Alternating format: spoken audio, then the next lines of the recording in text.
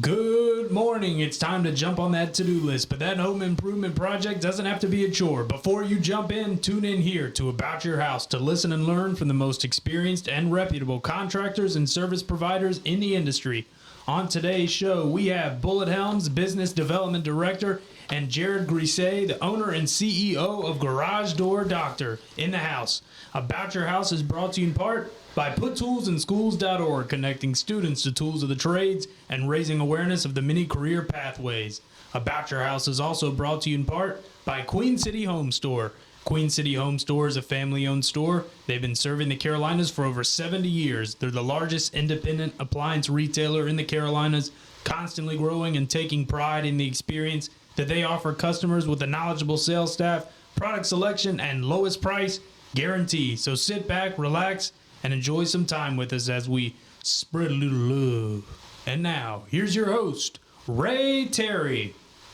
And good morning. Welcome to another week, another About Your House episode. I'd be curious to know how many episodes of About Your House we've actually done since 2007, when we came on WFNZ, which was 6:10 a.m. at that time.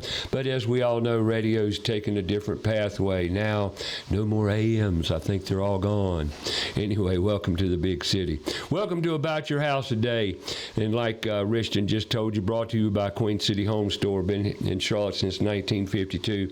And it's taking on a new look, new direction, new everything. And when I said everything, I mean everything. They've got everything you need in your household. So go online, queencityonline.com. But today's show, we have the Garage Door Doctor. Garage Door Doctor, been in town a long time, but new owner, new story, great stuff. Glad to hear it. You have Garage Door Doctor. Charlotte's turned into a garage door haven. Used to, when I grew up, we didn't have many. I got Jared, the owner, CEO, chief cook, head bottle washer, the main man. And say your last name for me. It's Grisey. Grisey. Yes. Grisey being French. It is French. Hey, I guessed. Wow. You got it. I'm mostly Irish, but a French guy got in the mix, and here we are today. Awesome. And one of our old friends, Bullet Helms, in the house. Bullet's been in the industry for a long time. I've known Bullet for a long time. Who knows how long? Probably 30 years or better, wouldn't you say? Back when we first met, I think I had hair. A little bit anyway. I had more hair too. I wish I could grow a ponytail, but I can't, so I just cut it off and called it quits. That's all we can do when we get my age. But anyway, it's great to have you guys in the house today talking about something that I've really tried hard to get on the program, but Garage Doors seems to be a pretty popular company in Charlotte. And I want to talk about growth in Charlotte. I've been in Charlotte for 74 years. I'm in my 75th year in this city. And thank God, and been blessed with health and great things in my life, working with my hands and my mind, critical thinking. But something I've noticed here of the past 20 years, Charlotte's taken on a whole different landscape look. And when I say that, it's like we talk a lot about, on this show, we talk a lot about crawl spaces. We talk a lot about just houses in general. Probably not enough about houses because of the technology that's entered the pathway of our lives, with technology being all that it is and how it's changed. Don't you think technology's changed the way we live our lives, guys? Absolutely. Very much so, in the fact that a lot of the younger kids grasp it because they're used to it. Yes. And guys of our generation, it's more of a challenge. And I think most of it is just frustration that it's, we don't know about it. But you grab a kid off the street and, hey, can you fix this on my phone? Oh, yeah, give it to me. I'll show you how to get all the spam off of it and everything right. else. So, yeah. Sure. It's definitely changed the atmosphere. Well, Jared here is a youngster. I'm not here to pick on him, but he is a youngster for me and Bullet both. And I always ask how old you are. That's just something I do, Jared. I'm 44. He's 44 years old, but he's a youngster relative to the industry as a whole. And what I mean by that is, as always, we're going to pry into Jared's back life, so to speak, how he got here. He's not from Charlotte. You know, there's always a story, always a journey in everybody's life. But let me go back to what I was talking about Charlotte. You know, garage doors, when I grew up, garage doors, they were in Charlotte, no doubt about it, more of a commercial door than anything else, because in Charlotte, we didn't grow up with a lot of garage doors. We didn't grow up with concrete driveways either.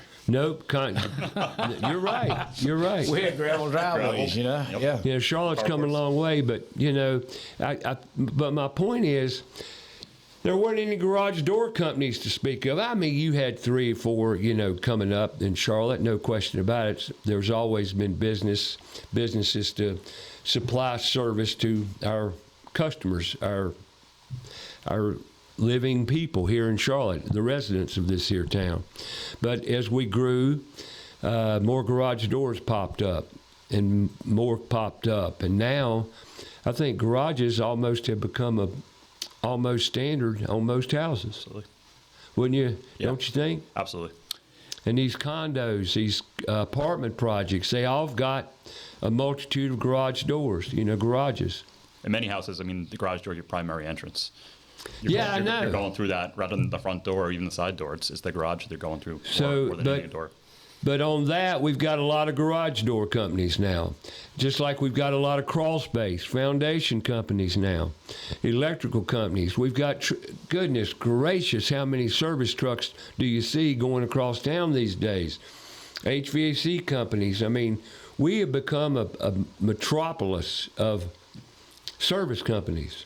Well, we've had to be, Ray, because the simple fact of the matter is, in my workings with the Chamber of Commerce for the last 30 years, in different venues like Piedmont Natural Gas, we saw this influx of people from the New England area and also the Midwest. And as we continue to grow, the service industry had to grow with it. Not only new construction, renovation, service industry, period. All these things in our homes have to be serviced. I had to call a plumber on the way over here this morning, so, you know, for a leak. So I get it. It's one of those things. And one thing that I didn't realize when I went to work for charity is the garage door industry rode by them, didn't pay no attention to them. You know, and like you said, when I drove up my cul-de-sac, I hit the button and the garage door opened, and that's how I went in the house. But I didn't realize the number of garage doors that are in apartments. Oh, gosh, it's amazing. It's just amazing how many garage doors are in apartments now. You know, it's just astounding now that it's, like you said, when we grew up, you had a garage just because somebody had a shop behind their house. Right, yeah. You know, that did car work for neighbors, built their hot rods or whatever. Sure. But now it's a standard.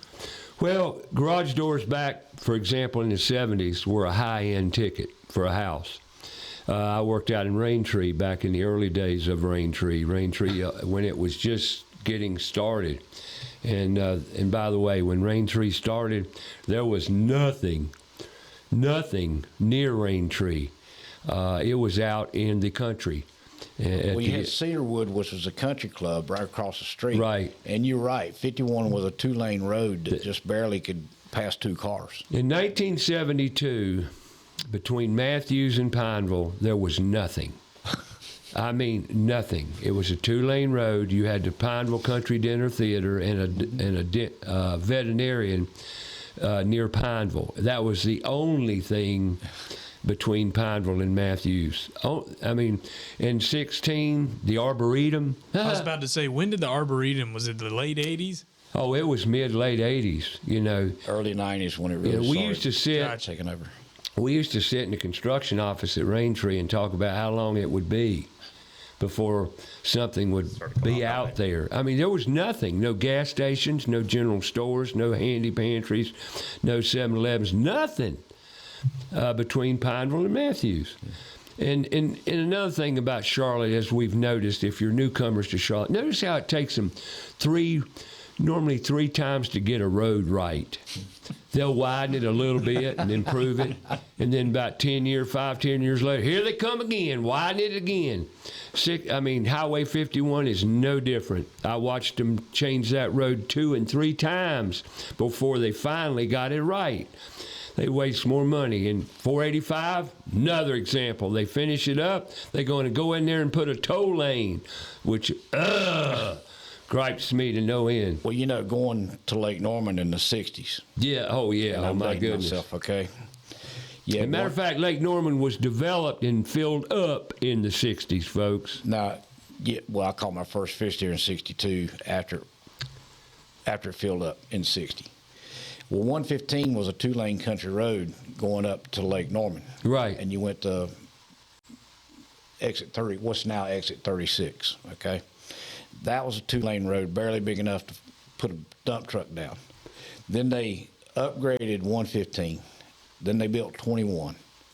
And then in the early mid-70s, they said, this ain't working. There's no more room to widen 21, so they started on 77. And we know what a quagmire that is. I mean, I can't imagine living in Cornelius or Mooresville right now. Oh, my goodness. Or Davidson, having to take 77 to work and home. Now, there's a lady that I ran into at Lake Norman Home Builders one night, and we were talking about the toll road going from her house up in Cornelius to her work in Fort Mill. Right. Hour and 15 minutes on a good day, and that's taking the toll roads. She was spending $500 to $700 a month on tolls. These tolls are out of sight. They're ridiculous, and there's no reason we should be paying them. We already pay road taxes, but I'm not going to get off on that tangent. Please forgive me. I'll get on a rant. We don't want that. Promise you. That's for sure. I came in here this morning. I've already had one rant, and Richton told me to calm down. I was going to blow a vessel. So I said, you're going to have to give okay. yourself a heart attack. Relax, Okay, please. but I did check my BP this morning. We're good to go. 123, I think above 76, I believe it was. Oh, you're good. Oh, yeah. A-OK. Yeah, I try to keep it in range, check it at least once a week. But back to the garage door situation. Raintree. Raintree is where I had my introduction to garage doors because it was high-end at that time. It was a luxury development at that time, high-end. Matter of fact, Raintree was one of the areas of one of the first exclusive areas with one golf course and 2 golf courses, and well, the rest is history. But anyway, I got trained on garage doors out there because it was a problem. These houses were brand new homes, but they had issues. So I learned about garage doors in with cold roll steel rods and adjustment to torsion bars, all that spring-loaded stuff. Big heavy wooden doors too at that time. Oh goodness, Absolutely. heavy wooden doors, heavy. It's funny you mentioned Raintree because I just sold 2 of those 9x7 garage doors. Right. And when I walked up, I immediately took pictures of the right-hand corner on the first door and the left hand on the other one, and I'm like, termites that eat a 6-inch hole. And I asked the guy, I said, how long you been here? He said, 47 years. He said, I'm the What original. road was it? 4 Mile Creek. Oh, yeah, okay. Anyway, the guy says, well, I've been the original owner for 47 years. And I said, these are the original doors? He said, I hate to say it, but yes. That's not bad. No. No, and they were in rough shape, so we accommodated him and put him some new doors in. One of the big problems at Raintree back in the day was controlling the water going into the garage, under the garage doors, because stupid still existed back then as well, and they did not. The number one problem we have with our homes is what? Water. Water's your number one prime enemy. You know, you don't want it in your house, right? So not only did I learn about garage doors, I learned that you can build a curb at a garage door on top of concrete, and I learned that from my friend Jack Ferris, God bless his soul. He taught me more about bonding concrete than anybody ever did afterwards. But anyway, so I learned to control the water as well as fix garage doors, so I go way back. But the point is, since then, look what's happened. We have exploded. I talked about the many electrical, the many plumbing companies, the many HVAC companies, the many crawl space foundation repair companies. My goodness, we're inundated, and it seems like it never stops. Well, Garage Door Doctor came to town with another owner, and I'm going to go back to history a little bit. And I met this other owner because, like I said, I was anxious to meet new service companies who gave service to this city we live in and the multitude of things that we need owning a home. Garage doors are a big ticket item now. And here we have Jared. Where are you from? Originally from Connecticut. Which part? Hartford. Hartford, Connecticut. Hartford, Connecticut. Born and raised up there? Born and raised up there. Actually went to Chapel Hill. Came down here. My mom's from outside Greensboro, so I do have a. So you went to UNC? I did. I'm not sure. We'll talk about the coach situation later, but. Well, I'm not into sports. Well, don't get me started on that one either. Ray, you love Michael Malone, Ray. Just admit it. You love him. Now, I'm going to say this to you. Now, see, I'm going to tell you how ignorant I am. I have no clue who Michael Malone is. Well, yeah. I mean, a lot of people don't. Who is That's he? part of the problem. He's a former NBA coach that's now making the transition to college as a head coach for the first time. Just got hired by the Carolina? Tar Heels yesterday. So we've got a new coach at Carolina. Yes, sir. What's that's out of the family. You know, Carolina usually keeps it in the family. Somebody that went there. Right. And who just retired? What's his name? Well, Roy Williams retired years ago. Roy Williams. Yep. Hubert Davis took over, who was a player there, and he got fired. He was another. He's from Winston, but he played at Carolina. Played at Carolina. Right. Yep. Well, I'm not into sports, folks. Pardon me. I've just burnt out. You know, and don't, like I said, that's another topic we don't want to go. Yeah, we don't need another rant. Yeah. Well, Thank you. All right, real quick interjection here. Anyway. You know, I got to hit sports a little bit here. I talk to kids, a lot of kids, every week.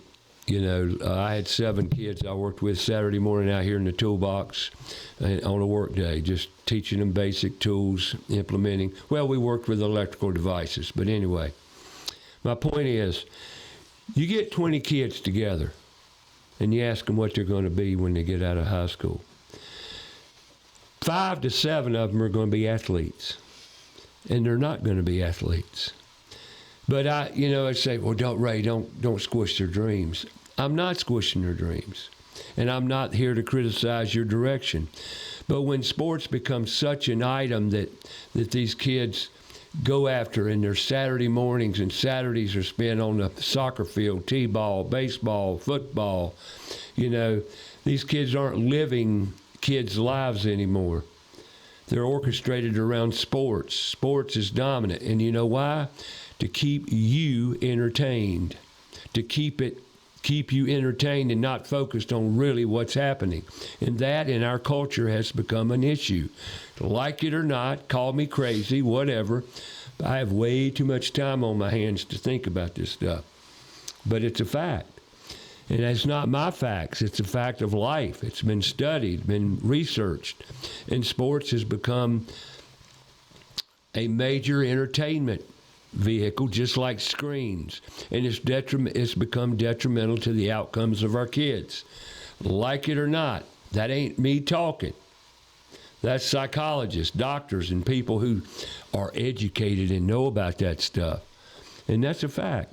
So sports, and especially like men will get together and talk about sports for hours. It's true. What does it do for mankind? Anybody want to help me with that one?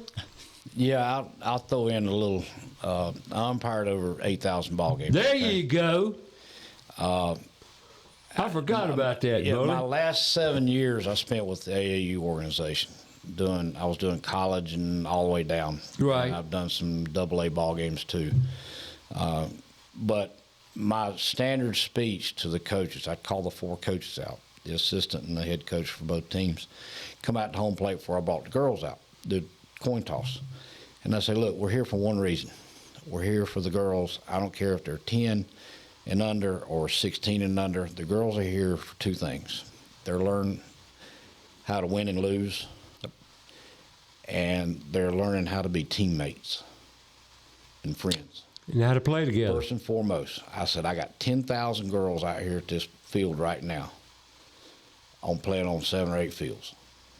And I said, reality is that one out of those 1,000 girls might get offered a full ride scholarship. Women's sports is women's sports, however you want to label it. The basic deal is that girl that's a superstar on your team might get a 10 or 15% scholarship, but the other 80-85% is going to come in the form of a academic scholarship. Have them concentrate on their studies because that's where their money's going to be. And I'm talking about maybe 1 or 2 girls on a team. The rest of them, slim and none. And that's just the reality of the fact of what we're dealing with here. You guys take it way too serious. And I tried to get all this said in 30 seconds. You know, I got games to get played. And I said, you guys need to settle down and realize what you're doing here and what you're hoping to accomplish. The main thing is to keep these girls out of the back seat of a car. And off of these, right? And get them, you know, straight and narrow. Right. You know, because the reality that it's just the scholarship ain't happening. Second thing I want to reiterate to you that God only put one perfect one on this earth, and that's Jesus Christ, and he's not umpiring your ball game.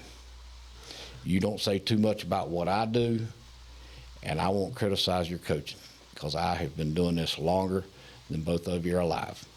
How long did you I started umpiring when I was 13 years old, and I retired about 10 years ago when I realized that I had to pull a softball out of my ball patch and give it to the catcher to throw it 40 feet to the pitcher because my arm was done.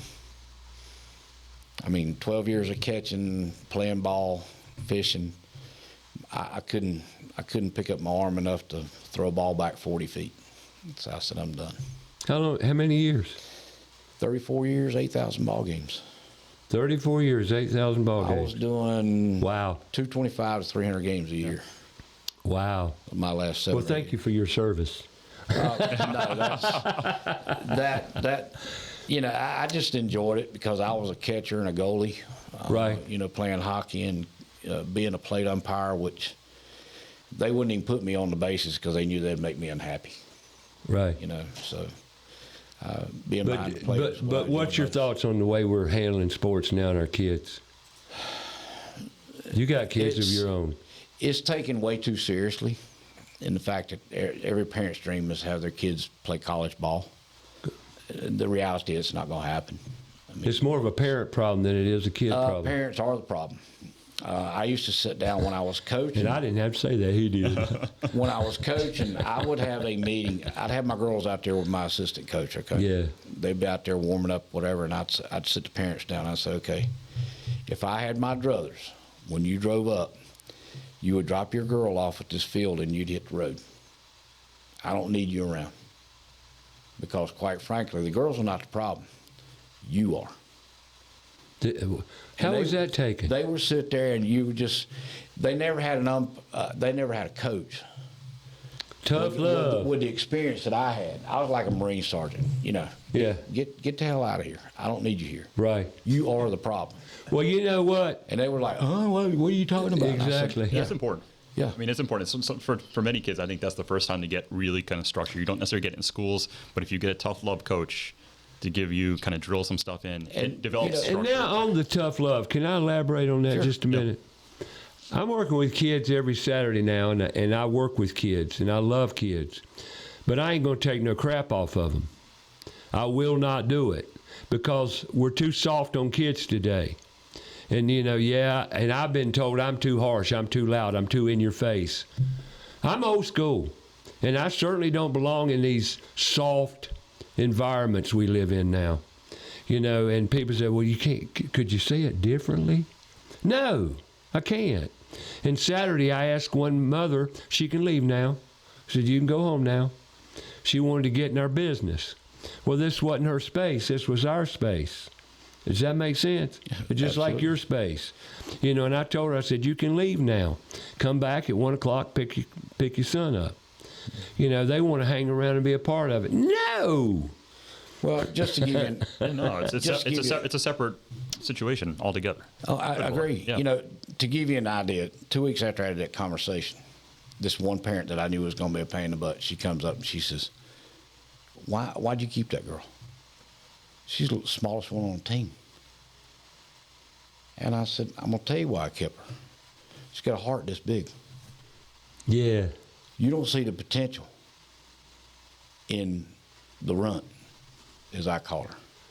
But I'm telling you, she's got a heart this big. She listens. And she does her dadgum best for me every minute, and she does exactly what I ask her to do. That's why I kept her.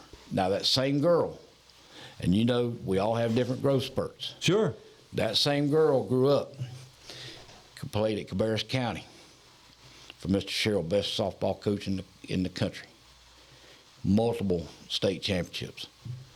She was 3-time All-State softball player. You're not there to win All them. because I took a chance on Sure. her, and she developed on her own with a little guidance. You know, that's what I call a success story when it comes to kids. That's the return on your investment. And that's what we're going to do with tools in school. That's exactly the point. When you can turn a kid's life around, you know, you've done everything. And you can see it happen. You can watch it if you're there playing enough and talking to those kids, interacting, engaging with those children. Lights go off. I mean, you can see the bells ring. And it's no different. Yeah. You know, now I've sat here and criticized sports and the emphasis put on it because it's become a problem. You know, however, these kids, sports, the greatness in sports is learning how to work together as a team. And it's not about winning, it's about doing your best, having fun, enjoying what you're doing, not losing your cool, but succeeding at playing a game together with teamwork, just like the military. The values in sports are there. Whether it's, you know, that's what you're looking at. It's the values. Exactly. It's the teamwork. Exactly. It's the, as you said, the ability to lose. And you know, Win, lose, all those types of things. Those are the things you're going to learn in life. And the other part, you're not on your phone. And it's Right. just You're- like you're business. You're doing something. And by the way, on the phones. Oh, geez. Getting started on another thing here.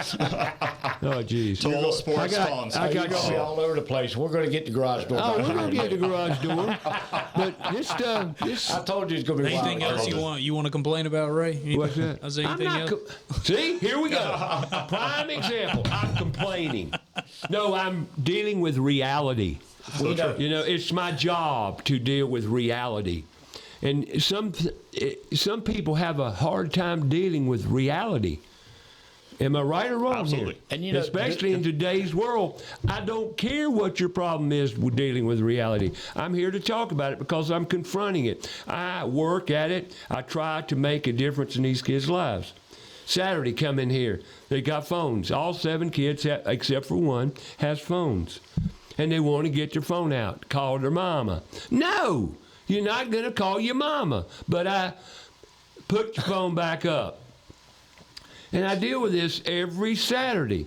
Every time I'm around children now, I deal with the phone issues. These are problems, folks. Mom, Dad, you better get with it. These don't belong in a classroom. They don't belong in a learning institution. They don't. But on that note, I'll smile when I talk about my sponsors. You know, I look, real quick. I'm a little high-strung, I'm intense, and I'm passionate as anything. But I love kids. I love people. I love you guys. Man, I love life. God gave us gifts. But we're not teaching our kids that. That's the major point. Agreed. Yep. That's the major point. Now, let me talk about Mr. Rhino Lift Foundation Solution. No, it's not a Mr., but it is Rhino Lift Foundation Solutions. Oh, Alex and Josh got together right out of college and said, we're going to do something. These 2 kids took their education, which is a great education, and made it work for them. Josh had worked around the construction industry through college, helped pay his way through college, and then got out and had his buddy. They've been together since kids. They teamed up together, decided what they're going to do. we got a bean counter on one hand and we got a construction guy on the other, and they said we're going to open a business and we're going to be transparent and we're going to give customers what they pay for, and we're going to be honest, straightforward. And they did just that. Got a very successful foundation business, growing very rapidly with great service, great transparency, meaning they come and tell you what's wrong, give you solutions, and you make the decision on what they need to do. If it's crawl-space, foundation issues, concrete that needs to be leveled, whatever the case may be, you got issues, give them a call. Better yet, go online, rhinofoundations.com. Kilo Exterminating, been in Charlotte talking about crawl spaces. Now, I've said for many years, you should have your crawl space inspected at least once every year, 2 years max. Wood-destroying insects, termites, there are other wood-destroying insects that you need to be aware of, like carpenter ants. You know how you can tell a carpenter ant? He got a little tiny tool belt, a little humor in it. Not really, like carpenter bees, you know. But at any rate, Kilo's been called for carpenter bees. What do you do about them? Well, we'll talk about that later. But Kilo Exterminating, seriously, 3 generations. 1939 is when that family began in the Charlotte metro area, and look what's happened. Still in business, Independence Boulevard. You can't help but notice the signs as you go down there at Eastway. Kilo Exterminating, 3 generations of professional service in entomology, bug exterminating, pest control. Kilo.biz, check them out. And let's don't forget ABS Insulating. ABS Insulating started as a company, family-owned business, has evolved into what it is today. A great company, great service, and a great company that will help you solve comfort issues in your home. Give them a call. Better yet, go online, absinsulating.com. Great staff, and we can't forget about their gutter specialties. When I say gutter specialties, they've got a whole gutter division that will take care of any gutter issues you may have. We talk about water invasive. We just talked about Kilo. Water. ABS Insulating, gutter division. Give them a call. Go online, absinsulating.com. In the house today, we got Garage Door Doctor, 2nd generation Garage Door Doctor. I'm going to call it that because Garage Door Doctor's been in Charlotte. Do you know when he came to Charlotte? Give me some history. Sure. Yeah, the company was founded in 2005. An independent garage door company, not affiliated with a chain or anything like that. We're just independent here in Charlotte. Grew to Raleigh at one point, kind of retreated back before I took over to Charlotte. When did you come to Charlotte? I came down in 2019. Gotcha. Yep. And, okay, you're back. I'm going to go back to his background. We're going to talk a little history from a Connecticut guy.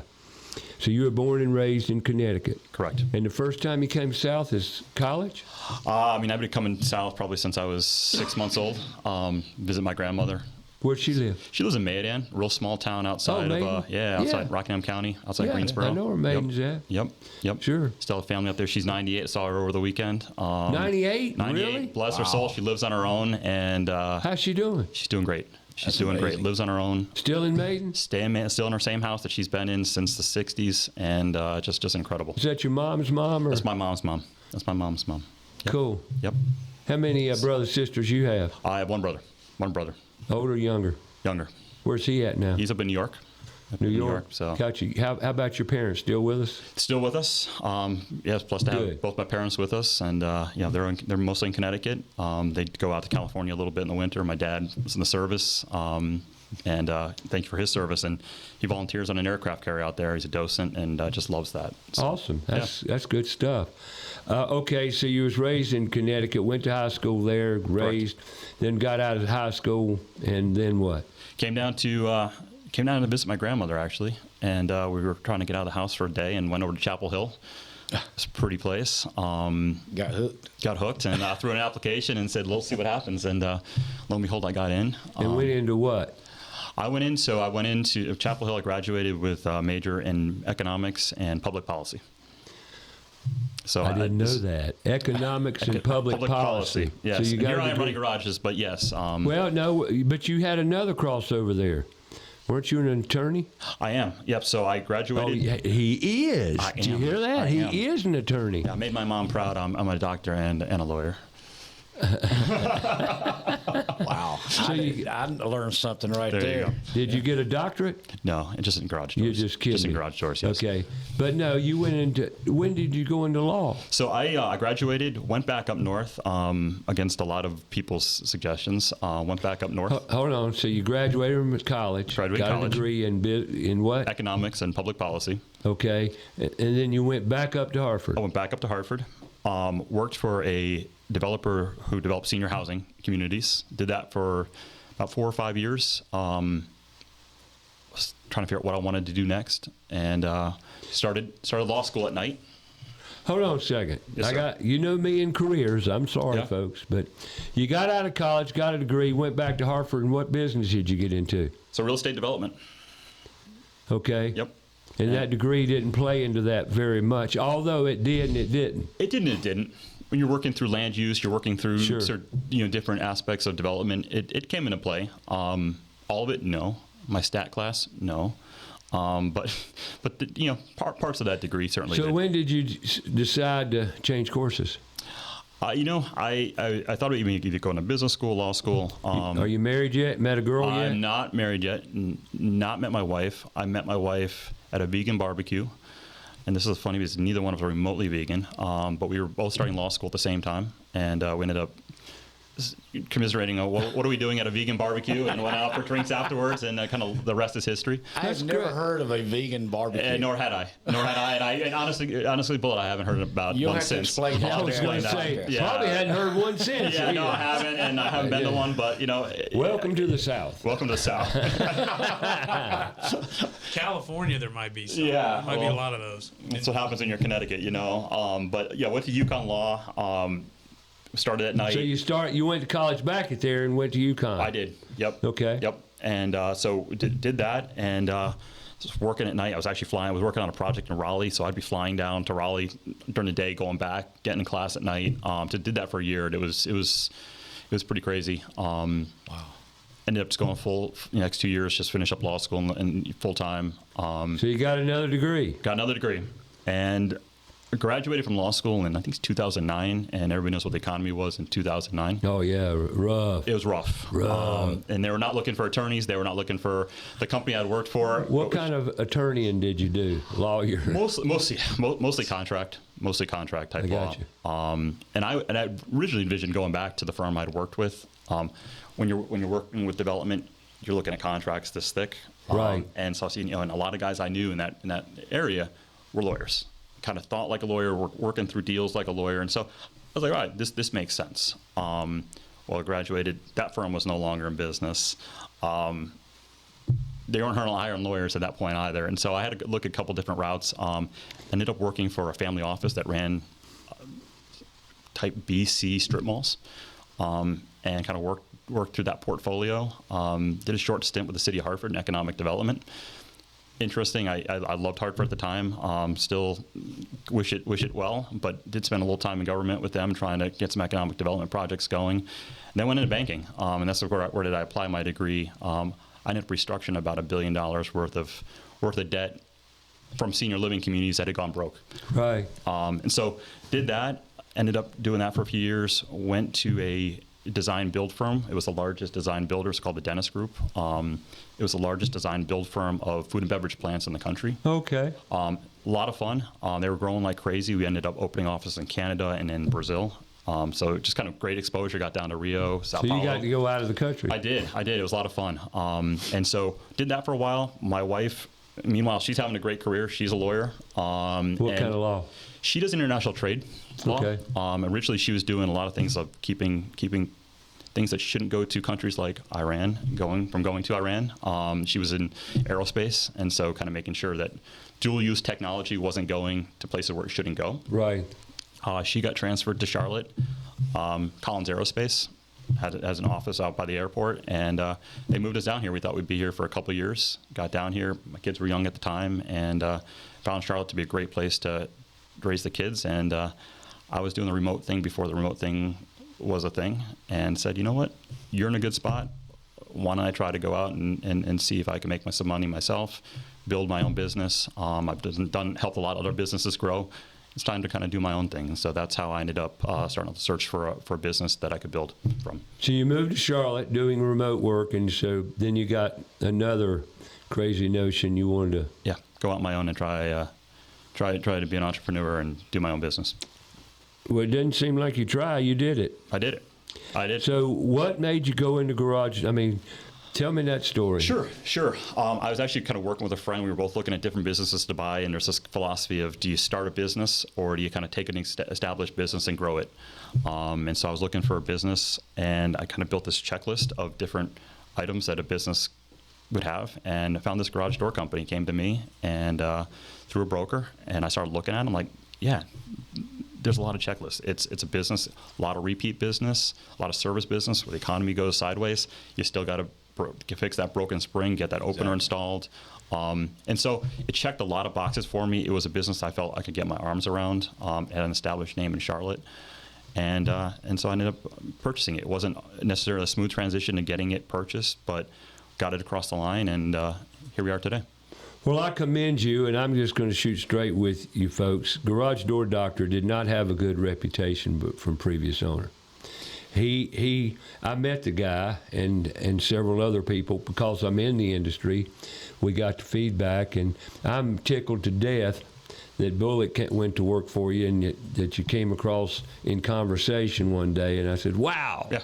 So the old guy's gone, meaning you bought the other company out, and you've turned it around, made it, not that it was a terrible company. No. It wasn't a terrible company, but they weren't the greatest either. Yeah, there were some reputational challenges. If you look at some of the older reviews, you'll see that. But really, and I was talking to my wife about this about 6 months ago, you start seeing the reviews come in, and they really reflect the values that I push through in this company. Well, we have a 4.9 Google rating. Oh, I noticed that. And that's what I'm not going to be, I won't leave here without people knowing that the Google reviews of today are totally different than they were prior to 2019. And we don't bat 1,000%, but my job, I look at this, Ray, I look at this as kind of from a perspective of a former business, someone ran a business. Sure. And as a homeowner. And so I don't come into this as a garage door guy. I come into this as the consumer. What would I want? It's quick turnaround, it's fair pricing, it's a good value, and you're going to get a good service. My guys, we interview a number of guys. I don't hire most of the people I interview. I hire people that I wouldn't mind in my house. I wouldn't mind my wife talking to. Yeah. I mean, that's they got to be a great tech, but they've got to be a good person. And so that's the business that I've put together, the values that I've put together in this business. How's your help finding labor been?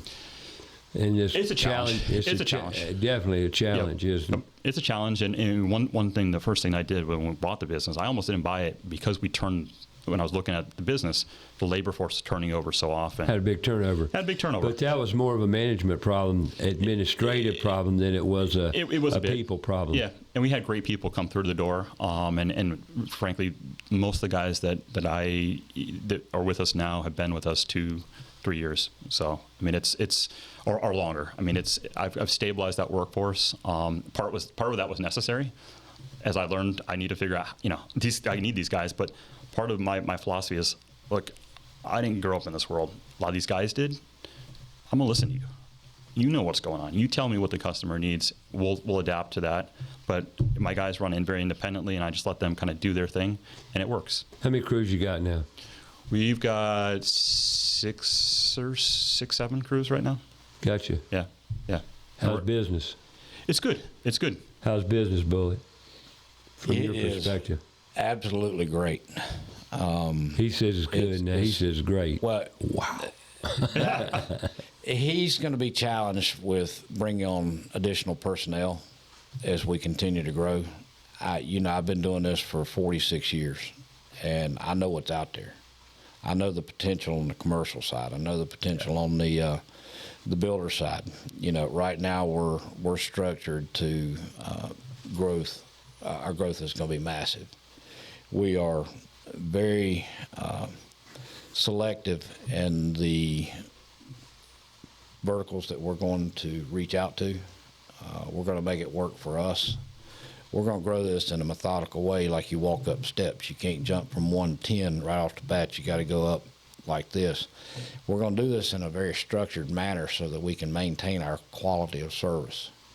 Now, one thing I really like about what Jared's put together is that we have these trucks that go out on the road are fully stocked. Yeah. These guys we don't have a revolving door. One of my biggest complaints about the verticals that I was in previously was the revolving door. I didn't know if I was going to be dealing with Joe or John or The turnover problem. The turnover problem was, and a lot of it was just because of the philosophy of within the house, Exactly. the company itself. Sure. Here, everything that Jared and I share as far as customer service, I built a reputation of customer service over 46 years. People can call me anywhere from 4 in the morning till midnight. They know that. And if I'm not on the phone, they'll get a call. And they give you a You were out fishing last night, right? Well, a funny story. I'm sitting there last night, and I'm on a farm pond, been there since 5:30, and I get a call from a guy at 6:30. Well, I didn't see he called because I had the phone on silent, so I called him back. And as soon as I picked up the phone, I got bit. And I said, You got a bite. I got a bite. So I said, hold on a minute, Alex. I've been rudely interrupted. And the fish jumped up to like a 4-pounder. I said, a 4-pounder just hit my lure, and I'm trying to get him in. I'll be with you in just a sec. He's laughing on the phone. I'm sure he is, yeah. He said, you're really fishing right now, and you got a fish on while you're talking to me? I said, yeah, I do. Next thing I know, the fish jumps, the lure goes over my head. The guy in front of the boat starts laughing. He's my neighbor. He starts laughing his head off, and he said, the guy on the phone, Alex, he says, I guess you lost that fish because your buddy up front's laughing at you. I said, yeah, I lost him. I said, now, I'll have your quote to you first thing in the morning. He said, I'm sending you over my email just to make sure it gets to the correct email. I said, did you check your spam yet to make sure? He said, I'll check my spam, give you a call in the morning. So, that was the end of that. We had a big laugh. I mean, it was. Oh, yeah, that is This is funny. the And even this morning, he called me this morning. I said to Maria's eating. He said, that was hilarious last night, Bullet. He said, I've never had anybody a phone call like that in my life. I said, well, that's about the third one I've had. I said, my boss at Piedmont called me one day, and I set the hook on a fish and dropped the phone in the bottom of the boat. He wouldn't know where I went. I hear you. All right, let me take a little break here and go talk about floor coverings. Every house has floors. I don't care what you go in, there's a floor under that house, in that house somewhere, somehow. And it's got carpet, LVP, or some ceramic tile, or some sort of floor covering. Well, if you're looking for new floor coverings and you want a great company, they bring the showroom to you. That's Floor Coverings International, Southeast Charlotte, yourflooringteam.com. Check them out. Like I said, they'll bring the showroom to you. You don't have to do any traveling. Go online, set you an appointment up. They show up just like these garage door doctor folks do to give you service, great service, and everything that you expect in a company. Do you not know what you want on your floors? You may not. You may think you know. Well, they'll bring everything and all the information you need to make the best selection on the floor covering you may want, be it LVP or LVT, carpet, hardwood floor, be it engineered or stained, sanded and stained, new stair treads, whatever the case may be, and you need floor covering, Floor Coverings International, Southeast Charlotte. Look them up, yourflooringteam.com. And let's don't forget about Above the Floors, Queen City Home Store, your go-to store for any home furnishings you may need. Greatly expanded, great people, great service, great pricing. They've got you covered, be it appliances, home entertainment, furnishings such as bedding, furniture, lamps, you name it. Queen City Home Store. 1952 is when it came to town, and grown ever since. The Player family, a great family business, great service guaranteed. That's Queen City Home Store. QueenCityOnline.com or corporate number 704-391-6000. That's Queen City Home Store. In today's show, we got the Garage Door Doctor. I love that name, the Garage Door Doctor. Yep. Talking garage doors. If you've got one, it needs service. And on that note, and I'm going to just ask kind of a generic question, sure. Is there one common theme that gives more problems with garage doors than any other? Eventually, every garage door spring is going to break. So that's the common. I mean, at some point, that garage doors, we look at springs up, down the cycle. And you don't replace them till they break. We typically don't. Because it ain't broke, don't fix it. Right.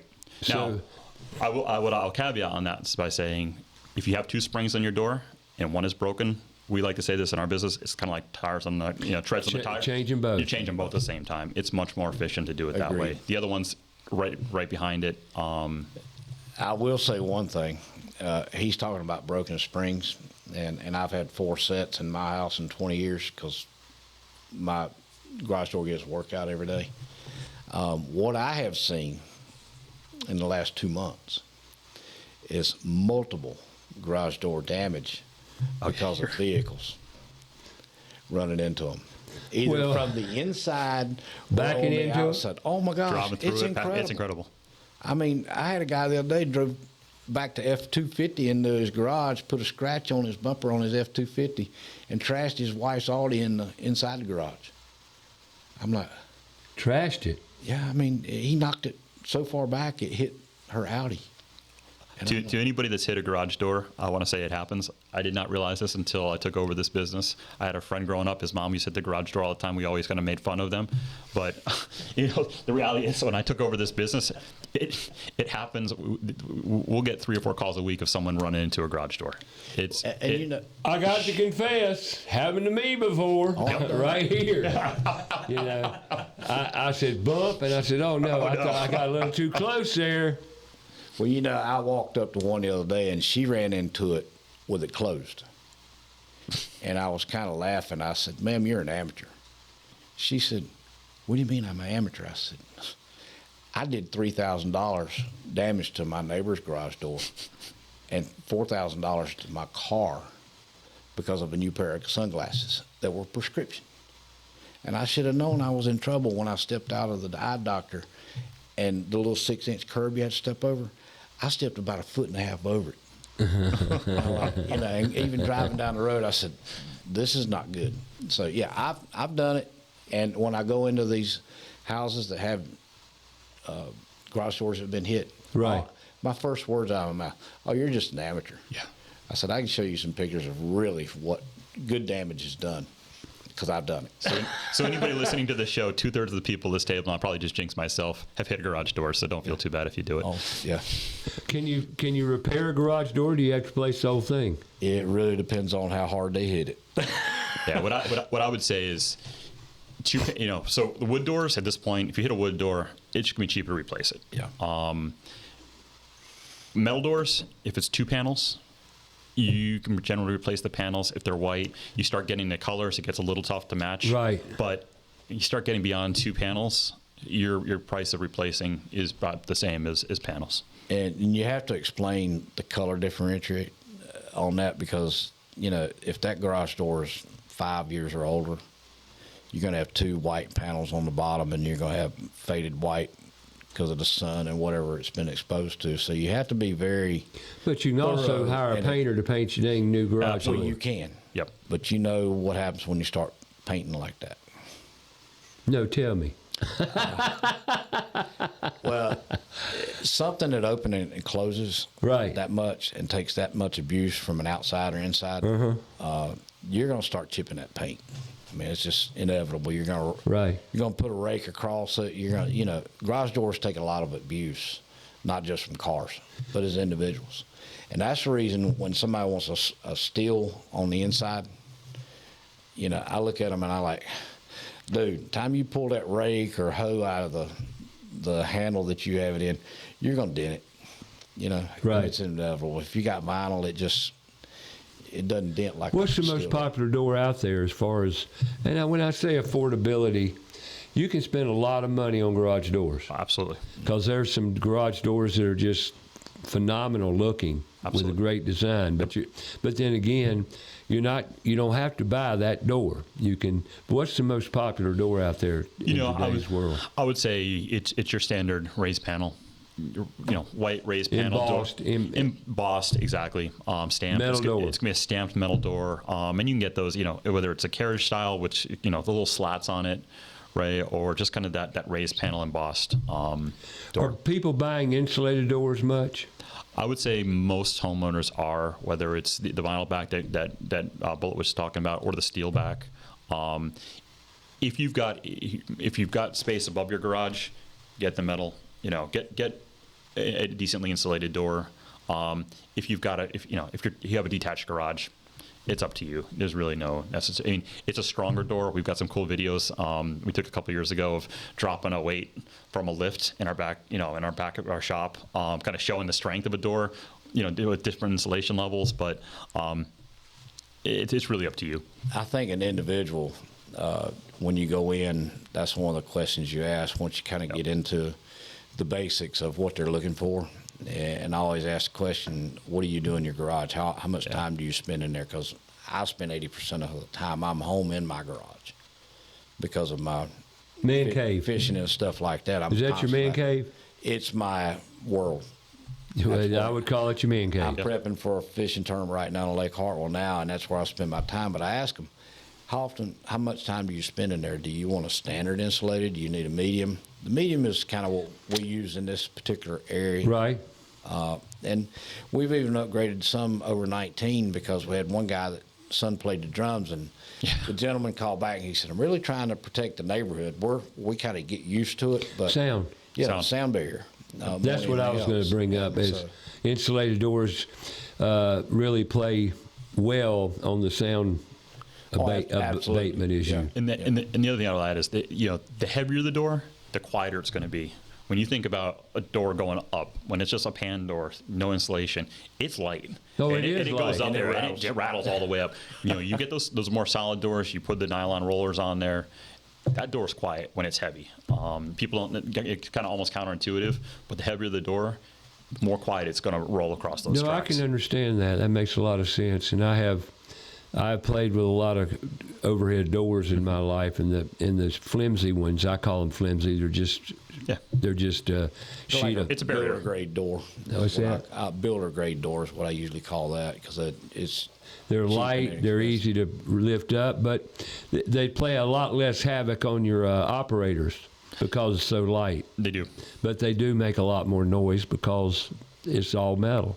And it really depends on what you want, right? I mean, if you just want something to close off and keep a little privacy, a little security, that's all you need. Right. But if you're looking for insulation, looking for those other levels, then add that insulation level.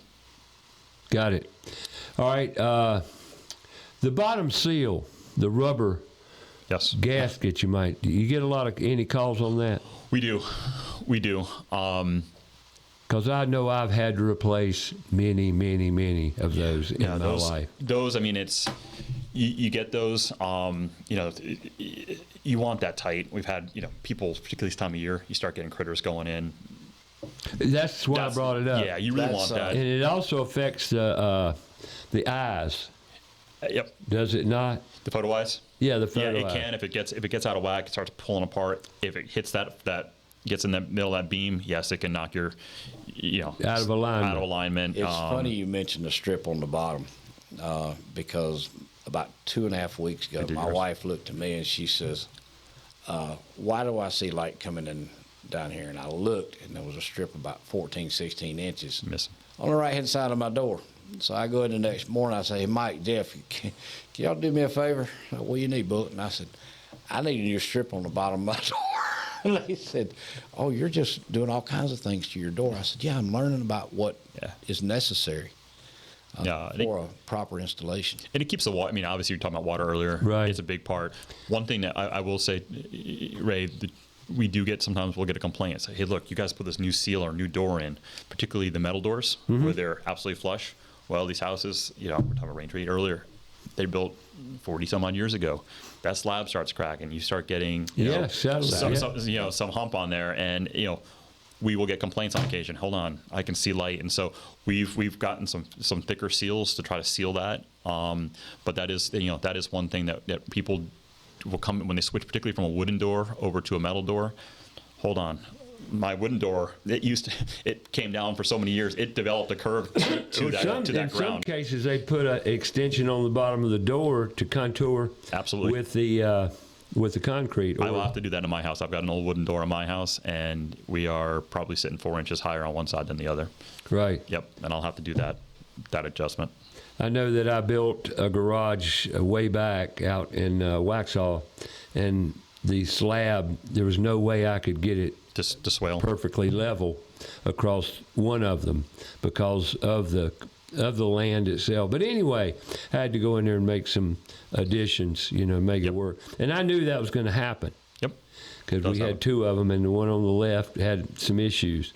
But it turned out good. So, all right, we're about to tie up hour number one about your house. We got Garage Door Doctor in the house. We're going to wrap it up. Come back next hour with more garage door talk. Yep, garage doors. They're very popular these days. So tune in, turn on, and learn. Next hour about your house coming up. Tune in. We'll see you in a minute.